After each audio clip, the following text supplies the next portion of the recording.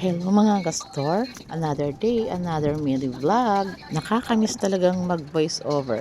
Kaso hindi talaga kaya ng schedule ko mga kastor. Super busy po kasi ang inyong tinderang nanay. Pero ganun pa man ay sinisikap natin na makapag voice over kahit minsan lang. Ganito talaga siguro ang mga nanay, super busy talaga. Kasi syempre hindi lang naman tayo tinderang nanay, 'di ba? Syempre asawa din tayo, anak at mama din tayo mga kastor. Maaga ko din po palang sinimulan ang paggayat ng gulay dyan. Sabi ng aking asawa ay order daw po yan ng aming barangay kahapon pa, kaya bayad na po ngayong yan. Umaga lang po yan kukunin kasi nga po kung kahapon pa daw, baka po masira. Kaya nga po, inagahan ko nga po yung paggayat niyan. Sabi nga ng asawa ko ay mamaya-maya na daw kasi 10 AM naman daw po yan kukunin. Sabi ko nga po ay babaltan po na po yung mga sayote at mga carrots po. Kasi nga po pag nabalatan na po yung carrots at sayote, mas mabilis na lang po ang paggayat dahil yan lang naman po ang nahihirapan ako yung pagbabalat po. Para at least po kung may mga bumili, ay may nakaredy na kami na nabalatan na sayote at carrots. At nagkatotoo nga po ang aking iniisip. Maya-maya po ay may mga bumili na nga po. Alam nyo ba mga kastor na habang ginagayat ko yan, pag wala pong bumibili,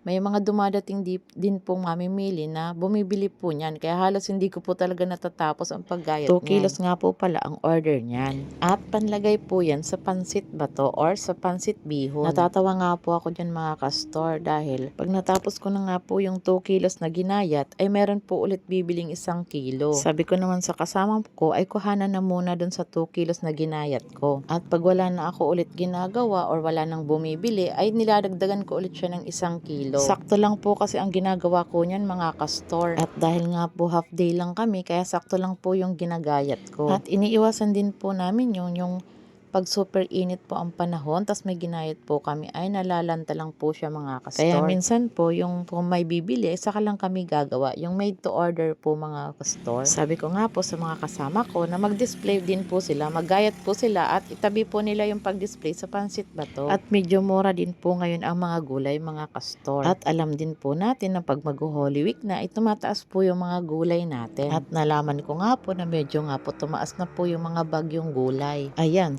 simula na naman ang kanyang pagtaas mga kastor. Pero alam nyo ba mga kastor na pag mataas yung mga gulay, mas mabenta po siya. Kaya lang po, mahirap naman po para sa mga puhunan. Lalo po sa katulad ko na halos wala naman pong sariling puhunan mga kastor.